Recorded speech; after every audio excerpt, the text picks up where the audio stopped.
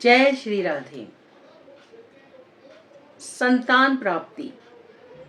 आज के युग में ज़्यादातर कपल संतान की परेशानी से जूझ रहे हैं। इसके कई कारण हैं। एक तो मैरिज का लेट होना, दूसरा आज के खान पान भी इस तरीके के हैं कि जिससे संतान प्राप्ति में दिक्कत आ रही है। तो इसके कुछ ज्योतिषीय भी उपाय होते हैं, कुछ आध्यात्मिक उपाय भी होते हैं, कुछ पूजा पाठ तंत्र मंत्र भी होते हैं कि जिसके द्वारा लाखों लोग फायदा उठाते हैं, जो बिल्कुल सटीक हैं। अगर आप उनको करेंगे तो आप देखेंगे आपका जीवन ही बदल गया। आपको जो आप चाह रहे थे, जो इतने दिनों से परेशानी थी, आपको उसमें सफलता मिल रही है। क्योंकि जो हमारे वेदों ने, शास्त्रों ने, जो हमारी पूजा पाठ है, वो कभी भी निष्फल नहीं जाती। एक तो मैं आपको सबसे बड़ी चीज़ ये बताऊंगी कि आप जो भी पूजा पाठ करें वो श्रद्धा से करें और विश्वास से करें कि मेरा ये काम होगा ही। क्योंकि भगवान श्री कृष्ण यही कहते हैं कि सबसे बड़ी चीज़ है विश्वास। यदि हमें किसी चीज़ पर विश्वास ही नहीं होगा तो वो हमारा पूरा कैसे होगा। तो इसलिए हम कोई भी मंत्र करें, कोई भी पूजा पाठ करें, उसमें हमारा पूर्ण विश्वास होना जरूरी है। आप देखेंगे आपको अंदर से ही एक उमंग पैदा होगी, और जब हमारे अंदर पॉजिटिविटी आती है तो हमारे कार्य भी पॉजिटिव होते हैं। जैसा हम सोचते हैं वैसा होता है। कई बार ऐसा होता है कि इंसान के उस काम में लेट हो जाता है, वो उसके बच्चे नहीं होते, या वो बार बार डॉक्टर के पास भी जा रहा है, किसी ज्योतिष के भी पास जा रहा है और उसका वो कार्य सफल नहीं हो रहा, तो उसके अंदर एक नेगेटिविटी आ जाती है। वो ये सोचने लगता है कि अब तो ये होंगे ही नहीं, अब ये कार्य होगा ही नहीं। लेकिन ऐसा नहीं है। हमारे साइंस ने भी बहुत तरक्की की हुई है और हमारे ऋषि मुनियों ने तो बहुत पहले से इन चीज़ों पर कार्य किया हुआ है।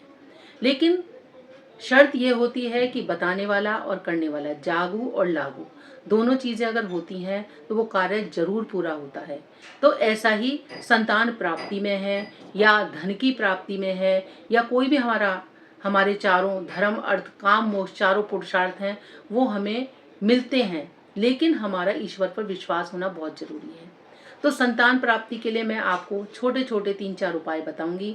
अगर आप उनको विश्वास के साथ, श्रद्धा के साथ करेंगे तो आपका कार्य जरूर पूरा होगा। सबसे पहला जो उपाय है, भगवान कृष्ण का जो बाल रूप है, जिसमें माँ यशोदा ने उन्हें गोदी में ले रखा है, या वो माखन खा रहे हैं, क्योंकि हमारा ध्यान अगर उस चीज पर रहेगा तो वो चीज हमारे अंतर्मन पर असर करती है। तो वो हमारे रूम में, बेडरूम में जिसमें हम सोते हैं, उसमें सामने आप दीवार पर लगाएं बाल गोपाल का वो चित्र, उसे निहारें, उसे देखें, मन मन में भगवान से प्रार्थना करें। तो देखिए आपके ऊपर ईश्वर की कितनी कृपा होगी।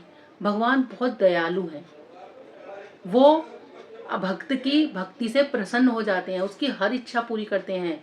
वो उसने सोचा नहीं होता उससे भी ज्यादा वो उसको देते हैं। तो सबसे पहला काम तो हमें ये करना है कि अपने जो आप बेडरूम है उसकी दीवार पर सामने एक लड्डू गोपाल जी का कोई चित्र या कोई प्रेम में जड़ी हुई फोटो हो, वो आप सामने लगाएं। दूसरा, आप अगर आपके घर में लड्डू गोपाल जी हैं तो ठीक है, नहीं है तो आप ला भी सकते हैं। और अगर आप नहीं भी रखना चाहते तो आप गोपाल सहस्त्रनाम, गोपाल जी के 1000 नाम, उनकी आप किताब लें, बाजार में मिलती है, उसमें उनके 1000 नाम हैं। सबसे पहले नहा धोकर हमें भगवान जी, अगर आप लड्डू गोपाल जी की प्रतिमा भी नहीं रख सकते तो एक छोटा सा फोटो अपने मंदिर में रखिए, उनको जल से स्नान कराइए। जल से स्नान कैसे कराना है, एक कटोरी में जल लेना है, उसमें थोड़ा सा गंगा जल मिलाकर हल्का सा चम्मच में लेकर, उनको ये नहीं कि फोटो पर आप पूरा चढ़ा दें, थोड़ा सा उनके चरणों से लगाकर दूसरे किसी कटोरी में रख दें और बाद में उस जल को किसी पौधे में डाल दें। ठीक है। फिर उसके बाद आप उनको किसी साफ कपड़े से पोंछें, उन्हें तिलक करें पीले रंग का, और फिर आप उस गोपाल सहस्त्र नाम का पाठ प्रारंभ करें।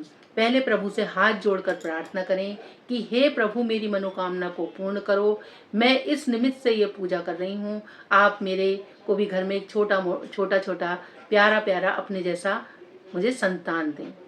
तो देखिए आपकी वो जरूर पूरी इच्छा करेंगे। उसके बाद हम एक भोग रख लें माखन मिश्री का। अगर माखन मिश्री नहीं है तो आप मलाई चीनी भी घर में होती है, रख सकते हैं। उसको आप ढककर उनके सामने रख दीजिए और आप बिल्कुल शांत भाव से बैठकर इसका पाठ कीजिए। आप एक घी का दीपक उनके सामने जला लीजिए। ये उपाय करिए। उसके बाद आप एक गोपाल अष्टक स्तोत्र आता है, गोपाल अष्टक स्तोत्र, वो भी बहुत ज़्यादा कारगर है। अगर आप उसका पाठ करेंगे, अगर आपके पास जैसा समय हो, आप भगवान का उसी हिसाब से अगर आप पाठ करेंगे, उसके बाद गोपाल अष्टक का पाठ भी बहुत ही ज़्यादा फलदायी है। कितने लोगों ने उसे किया है और भगवान कृष्ण ने उनकी गोद भरी है। गोपाल अष्टक का उसके बाद तीसरा उपाय, हनुमान जी का बाल रूप। उसकी आप कोई फोटो ले लें, बाजार में मिल जाती है बाल रूप का, उसे अपने मंदिर में लगाएं। आप ये नहीं है कि सारे ही उपाय करें, आपको इन उपायों में से जो भी सुलभ लगे, जो भी सही लगे उसे करें, लेकिन करें श्रद्धा से, उसे विश्वास से करें। ये मैं 3-4 उपाय इसलिए बता रही हूँ कि जिसकी जिसमें श्रद्धा हो या जिसको जिस तरीके से करना हो वो कर सकता है। तो हनुमान जी का हमें क्या करना है, छोटी सी एक बाल गोपाल की हमें फोटो लगानी है, उनको भी हमें इसी तरह से स्नान करके, और आप 5 लड्डू मंगलवार से प्रारंभ करें। 5 लड्डू आप जो बूंदी वाले होते हैं मोतीचूर के, वो उनके आगे रखें और उनके आगे प्रार्थना करें। अगर आपको कहीं मंदिर में हनुमान जी का बाल रूप मिल जाए, होते हैं मंदिरों में भी, तो वहाँ कराएं तो वो बहुत ही श्रेष्ठ है। 5 दिन लगातार उनके आगे वो लड्डू चढ़ाएं और हाथ जोड़ें और प्रार्थना करें। उस लड्डुओं को आप बच्चों को प्रसाद में बांट दें। अगर आप मंदिर में करके आ रहे हैं तो 5 लड्डू भगवान जी के, हनुमान जी के आगे चढ़ा कर आ जाएं। घर में कर रहे हैं तो वो भोग लगाकर बच्चों को बांट दें। उनके आगे घी का दीपक जला के आएं और उनसे भी यही हमें प्रार्थना करनी है कि हे हनुमंत वीर, आप सबका कार्य करते हैं, मेरी भी झोली को भरें। क्योंकि राम भक्त हनुमान जी भी अपने भक्तों की इच्छा को पूर्ण करते हैं, उनकी हर इच्छा को वो पूर्ण करते हैं। उसके बाद जो उपाय है वो ये मंत्र है जो आपकी स्क्रीन में लिखा हुआ है। ये गोपाल जी का मंत्र है, ये भी बहुत ही कारगर मंत्र है। अगर आप इस मंत्र की रोजाना 5 माला, अगर आप ज़्यादा कर सकते हैं तो ज़्यादा, कम से कम एक तो करें ही करें। इसकी आप डेली माला करें गोपाल जी के सामने बैठकर, फिर उनसे वही स्तुति करें। क्योंकि मंत्र जो होता है उसकी क्वांटिटी एक, जब आप ज़्यादा से ज़्यादा करेंगे तो वो जागृत होने लगता है। मंत्र को जगाने के लिए हमें उनकी क्वांटिटी को ज़्यादा से ज़्यादा करना पड़ता है। जितना आप कम करेंगे, एक माला करेंगे, उतना ही टाइम लगेगा। क्योंकि मंत्र जो होता है वो बहुत काम करता है, लेकिन हमें वो जितना जपेंगे उतना ही उसके अंदर पावर पैदा होती जाती है, एक घर्षण पैदा होता चला जाता है, और फिर वो जिस भी चीज़ का मंत्र होता है वो कार्य अवश्य पूरा होता है। तो आप कोशिश ये करें कि लड्डू गोपाल जी के सामने बैठकर तुलसी की एक माला लें। कोशिश ये करें, पहले एक माला से प्रारंभ करें, फिर 2 करें, 3 करें, वो आपकी यथाशक्ति जितनी देर आप कर सकते हैं।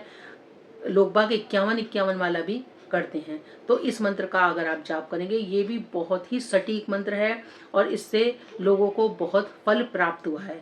तो मैंने आपको इस तरह से संतान प्राप्ति के ये छोटे छोटे उपाय बताए। सबसे बड़ी चीज मैंने आपको शुरू में भी बताई, श्रद्धा और विश्वास। नेगेटिविटी अपने अंदर नहीं लानी है, हमें ये विश्वास होना चाहिए कि हमारा ये कार्य पूरा होगा। अगर आपको कोई डॉक्टर से संबंधित भी परेशानी होगी तो उसका भी आपको इन पूजा पाठ से इलाज मिलेगा, क्योंकि भगवान माध्यम बना देते हैं। और अगर कोई आपको वैसी ग्रहों की संबंधित परेशानी होगी तो आप जब भगवान श्री कृष्ण परब्रह्म परमात्मा की आप पूजा करेंगे तो आप देखेंगे ग्रह भी अपने आप शांत हो जाएंगी।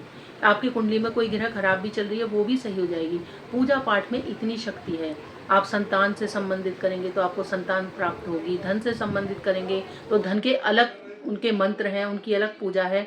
तो यथा शक्ति तथा भक्ति, जैसी आप शक्ति से भक्ति करेंगे वही आपको फल प्राप्त होगा। भगवान हर मनुष्य की इच्छा पूरी करने के लिए तत्पर रहते हैं, लेकिन हम भगवान को न देखकर हम इधर उधर भटकते हैं। जिस दिन हम भगवान के सामने अपनी प्रार्थना करते हैं, अश्रुपूरित होकर करते हैं, दुखी होकर करते हैं, तो वो हमारी इच्छा जरूर पूरी करते हैं। वो उनका दिल बहुत जल्दी द्रवित होता है। लेकिन हमारा विश्वास, हमें विश्वास ये होता है होगा या नहीं होगा। अगर आप ऐसा सोचेंगे तो आपका कार्य जरूर होगा। अगर आपने मेरे चैनल को सब्सक्राइब नहीं किया है तो कर लीजिए, लाइक कीजिए और कमेंट में जय श्री राधे जरूर लिखिए। ऐसी ही और ज्ञानवर्धक वीडियो को साथ लेकर हम समय समय पर आपसे मिलते रहेंगे। जय श्री राधे।